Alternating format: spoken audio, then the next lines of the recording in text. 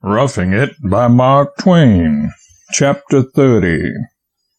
I met men at every turn who owned from 1,000 to 30,000 feet in undeveloped silver mines, every single foot of which they believed would shortly be worth from $50 to $1,000.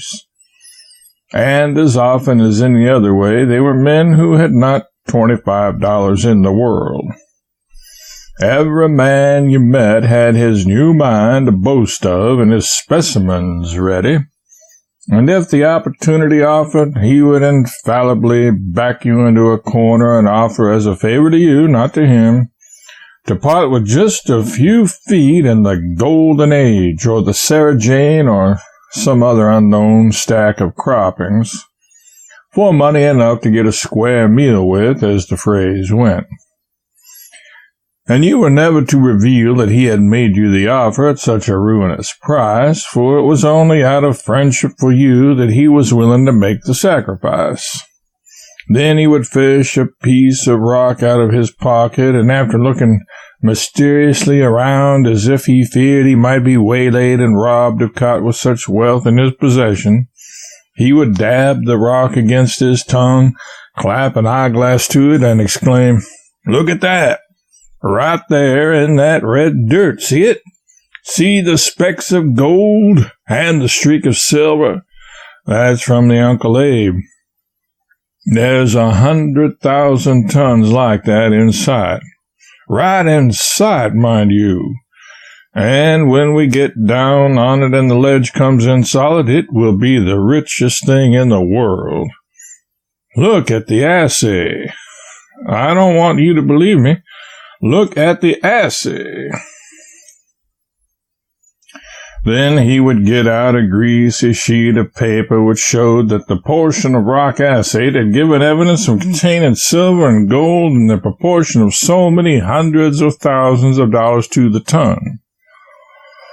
I little knew then that the custom was to hunt out the richest piece of rock and get it assayed.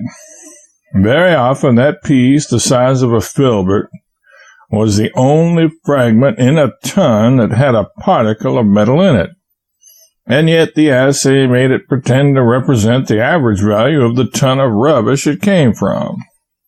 On such a system of assaying as that, the Humboldt world had gone crazy. On the authority of such assays, its newspaper correspondents were frothing about rock worth $4,000 and $7,000 a ton. And does the reader remember, a few pages back, the calculations of a quoted correspondent whereby the ore is to be mined and shipped all the way to England, the metals extracted and the gold and silver contents received back by the miners as clear profit, the copper, antimony, and other things in the ore being sufficient to pay all the expenses incurred? Everybody's head was full of such calculations as those. Such raving insanity, rather. Few people took work into their calculations, or outlay of money either, except the work and expenditures of other people. We never touched our tunnel or our shaft again. Why? Because we judged that we had learned the real secret of success in silver mining, which was not to mine the silver ourselves by the sweat of our brows and the labor of our hands, but to sell the ledges to the dull slaves of toil and let them do the mining. Before leaving Carson, the secretary and I had purchased wheat from various Esmeralda stragglers. We had expected immediate returns of bullion, but were only afflicted with regular and constant assessments instead, demands for money wherewith to develop the said mines. These assessments had grown so oppressive that it seemed necessary to look into the matters personally. Therefore, I projected a pilgrimage to Carson and thence to Esmeralda. I bought a horse and started, in company with Mr. Ballou and a gentleman named Ollendorf, a Prussian. not the party who has inflicted so much suffering in the world with his wretched foreign grammars, with their interminable repetitions of questions which never have occurred and are never likely to occur in any conversation among human beings. We rode through a snowstorm for 2 or 3 days and arrived at Honey Lake Smith's, a sort of isolated inn on the Carson River. It was a 2-story log house situated on a small knoll in the midst of the vast basin or desert through which the sickly Carson winds its melancholy way. Close to the house were the Overland stage stables built of sun-dried bricks. There was not another building within several leagues of the place. Towards sunset, about 20 hay wagons arrived and camped around the house, and all the teamsters came in to supper. A very, very rough set. There were 1 or 2 overland stage drivers there also, and half a dozen vagabonds and stragglers. Consequently, the house was well crowded. We walked out after supper and visited a small Indian camp in the vicinity. The Indians were in a great hurry about something, and were packing up and getting away as fast as they could. In their broken English, they said, "By and by, heap water," and by the help of signs made us understand that in their opinion a flood was coming. The weather was perfectly clear, and this was not the rainy season. There was about a foot of water in the insignificant river, maybe 2 feet. The stream was not wider than a back alley in a village, and its banks were scarcely higher than a man's head. So, where was the flood to come from? We canvassed the subject a while, and then concluded it was a ruse, and that the Indians had some better reason for leaving in a hurry than fears of a flood in such an exceedingly dry time. At 7 in the evening, we went to bed in the second story, with our clothes on as usual, and all 3 in the same bed, for every available space on the floors, chairs, etc. was in request, and even then there was barely room for the housing of the inn's guests. An hour later, we were awakened by a great turmoil, and springing out of bed, we picked our way nimbly among the ranks of snoring teamsters on the floor and got to the front windows of the long room. A glance revealed a strange spectacle under the moonlight. The crooked Carson was full to the brim, and its waters were raging and foaming in the wildest way, sweeping around the sharp bends at a furious speed and bearing on their surface a chaos of logs, brush, and all sorts of rubbish.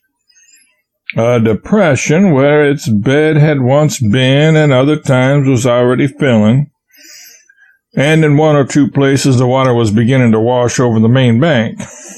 Men were flying hither and thither, bringing cattle and wagons close up to the house, for the spot of high ground on which it stood extended only some 30 feet in front and about 100 in the rear. Close to the old riverbed just spoken of stood a little log stable, and in this our horses were lodged.